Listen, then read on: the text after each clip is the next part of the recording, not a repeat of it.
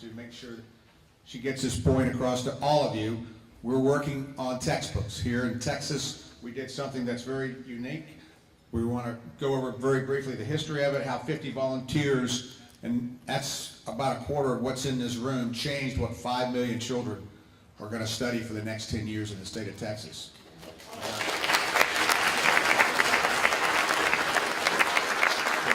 At the end of the day, we want to recruit as many of you as possible. Let me see. There you go. And what we can do to help now, because we're taking this effort that we took in Texas and taking it nationally. So I'll be out in the back later giving you an opportunity to sign up or get more information on how to get involved. We're not about talk for America, we're not about email for America, we're about act for America. So we want to make sure that we're getting that across. So very quickly, in 1975, Saudi Arabia came to here to Stanford Research Institute and paid $6.2 million for a study of the Stanford Research Institute to say, how do we change the perception of here in America, in our classrooms, of Saudi Arabia in the Middle East? And so their tactics were real simple. First of all, get as many Middle Eastern students here to the United States. They've been doing that since the 80s.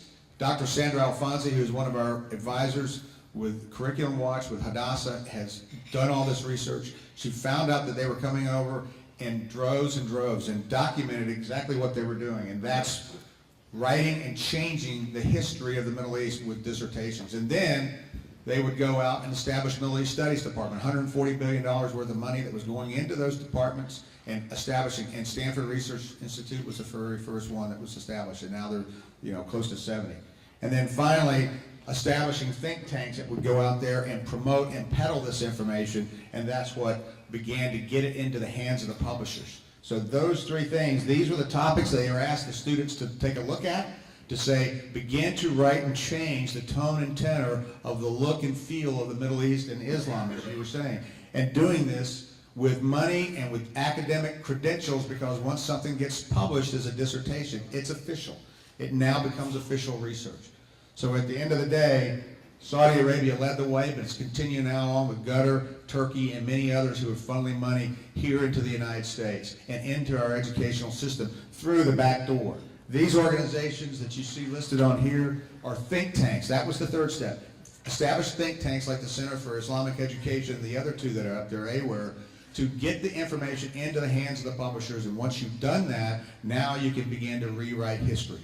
And these were Houghton Mifflin, all of them began to be, and Center for Islamic Education was a key out here in California, because if you can affect California textbooks, you're going to affect hundreds and millions of children around the country, because so many states follow what California does and what Texas does. So our mission, we started in 2013, was to put together a review process, start that process, and begin to really force the issue. And we got the State Board of Education to do the following. Look at what the textbooks, the results were astonishing.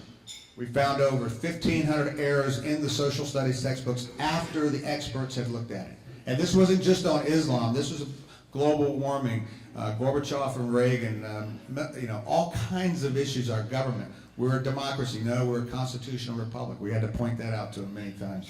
But we had over 1,500 errors, but the amazing thing is 60% of the errors that we found were either corrected or eliminated. That from the experts we were told was not going to happen. We were going to get 2 or 3 changes per book. So we were very blessed and fortunate, and we went through all of that. And we put together a report card. It's on our website, and I just want to give you, these were some lessons learned. Now we're going out and recruiting 300 to 500 people around the country that we will have as standby ready reserve reviewers, and we train them every month. We have a class, or every 3 months we have a class that starts. So, and the next state we're going after is California, because